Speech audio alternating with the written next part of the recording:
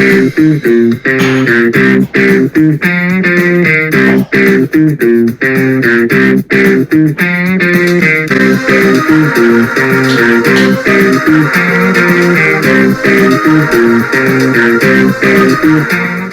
guys, I'm on this channel. Today we're going to review The Wolf of Wall Street. Probably my second favorite Martin Scorsese movie, just to this one. Not much to say, but check out my Middle Earth playlist as well as that ranking after this, and let's get started. Starting with what this movie's about. This movie's about this character of Jordan Belfort, who wanted to become a stockbroker and eventually got into business. And by the time he was, well, by the early 90s or something, early 90s, I guess, he started his own firm called Stratton Oakmont that made money illegally through defrauding wealthy investors and, well, obviously making money of that. So Jordan Belfort and Donnie, whatever his last name is, completely forgot. They make it huge, as well as all of these other band of brokers, shall I say, and then that leads to the FBI and SEC investigating on what's going on. Starting with the good, I'm going to go with the cast. I mean, the three main characters of this movie are probably played by, I think, all Oscar-level actors. I mean, Leonardo DiCaprio, he's amazing as Jordan Belfort. He's, like, made to play that role. He just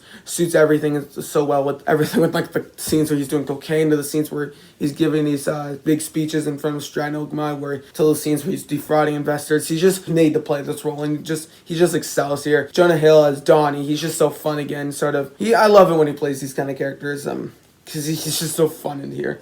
Also, you have Margot Robbie playing Naomi, the wife, and she's good in this movie. I think this is like her first like big movie she was in, and at least this is the movie that kind of put her on the map before she gotten and played Sharon Tate from Once Upon a Time in Hollywood and obviously Harley Quinn. So she's great in the role. Everybody here is great. I mean, you also got the guy from 911. Forgot his name.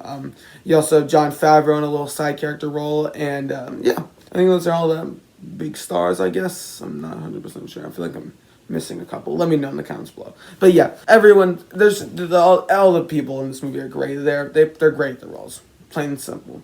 And I think another thing this movie does so well is on the forehand you have all of this drugs, nudity, sex, alcohol, everything, and on the internal story, you have a story about greed where, like, you can see if you follow the path of money instead of, well, I guess follow the path of money like Jordan did, you see what it can do to your life and why you should not just focus on money, you should focus on other things too. It just does that so well, and I think Martin Scorsese is just great at that. For example, with like Goodfellas, where like kind of this crazy sort of mob epic, and then you see what the mob is sort of doing to Henry Hill's life and some of the bad things he's been getting himself into to make some money or just keep him with the mob. I don't know.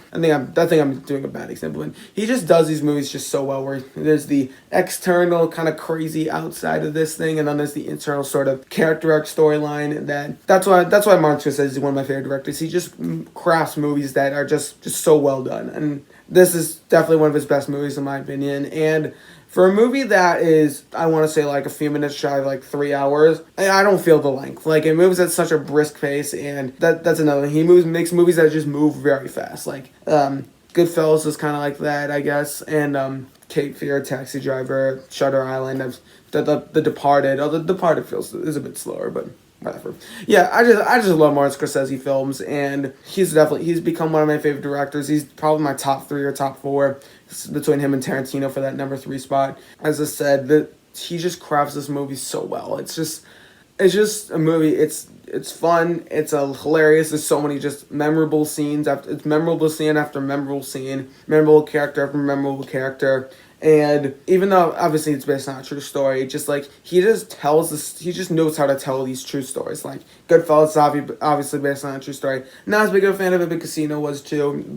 And he just brings so much like light and energy to all these movies, and he's just really an artist filmmaker. I mean, I wouldn't say his films are like art films or whatever, but like he's an artist. Simple. In the work of film. English, motherfucker, do you speak it? I can't talk. I can't speak English. So yeah, overall, I think this movie's fantastic. I absolutely love it. Now I have the mix / bad, and it's very minor. It doesn't really bother me that much, but I feel like the first 2 acts of this movie where the Stratton Oakmont company is getting built up, and then once you hit that scene with the paralysis drugs or whatever, the lemon ludes, that scene's hilarious.